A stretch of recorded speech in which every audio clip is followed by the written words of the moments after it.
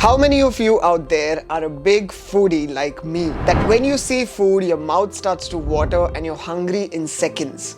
I have to admit it that I am a foodie and I would eat all day and sometimes even overeat. But did you know that what you eat or what's in your plate is one of the main reasons for global warming? Well, it turns out that what you put on your plate matters a lot. About 25% of the global climate change problems is directly connected to food and the choices we make on what we eat on a daily basis. Research shows that personal decisions make an impact. So let's take beef steak for example. If you look at everything that goes into making a single serving of a beef steak, you end up emitting around 330 grams of carbon. That's like driving a car for 7 kilometers. Now, if you take chicken instead, the number of emissions go down, and it further goes down when you go on to vegetables. So if you swap beef for lentils, you're practically down with almost no carbon emissions. So why does it have such a big impact on the planet? Animal farming itself accounts to about 14.5% of global greenhouse gases. And if this amount sounds low, just know that this is equal to the entire transportation sector. That's cars, buses, trucks, trains, planes and ships on the planet combined. Shocking but true. This is because animals like cows and goats are pretty gassy animals. Really? And the methane they produce is 25 times more potent than carbon dioxide. And forests help lower these risks of sudden climate change and tone down the impact of natural disasters. But forests are cut down massively for production of milk and meat, which takes up a lot of land, fertilizers, and 1 billion tons of grains to feed all the animals.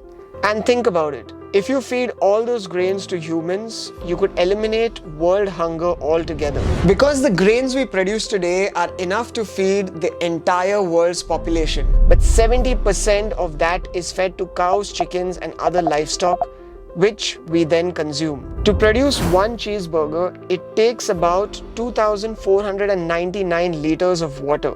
It's the same amount of water that we use in about 2 months of bathing. Luckily, people are waking up and we've seen a decline in some areas. So it's pretty clear that meat has a big impact on the planet with carbon load emissions. And if you want to create the least impact on the planet, then a vegan diet is the way to go. And vegetarian is pretty close. And quite similar to the two is a Mediterranean diet. And if you switch to a Mediterranean diet, it could solve around 15% of global warming pollution. In fact, I know some people that if you don't serve them meat for lunch or dinner, they find it really hard to eat. And say you cannot give up on meat. So what do? Just by cutting down your meat portion by half helps you bring down the carbon footprint by exactly half, and that is massive. And that's equal to taking about 1 billion cars off the street per year. So if you eliminate 90% of your meat intake or have a small portion, it's more important than eliminating all of your meat. And this is not about being vegan or vegetarian, but understanding how food impacts our planet. We need to understand that what we eat is a big part of the climate puzzle. We may not be able to afford an electric car or a solar panel on our roofs, but we need to eat every day. And the choices we make can really add up to big numbers. And no matter how many trillions we spend on finding life on another planet, let's agree that there is no planet like Earth. And for us and for the survival of the future generations, your personal decisions on what we eat will make a big impact. If anyone feels helpless when it comes to climate change, remember that global warming can be reduced, and it all starts from your plate and the choices of what you eat. And since meat has a pretty big carbon load, we need to be thoughtful about how much we eat. So let's make better choices. Till then, be curious, be awesome. Rosha that.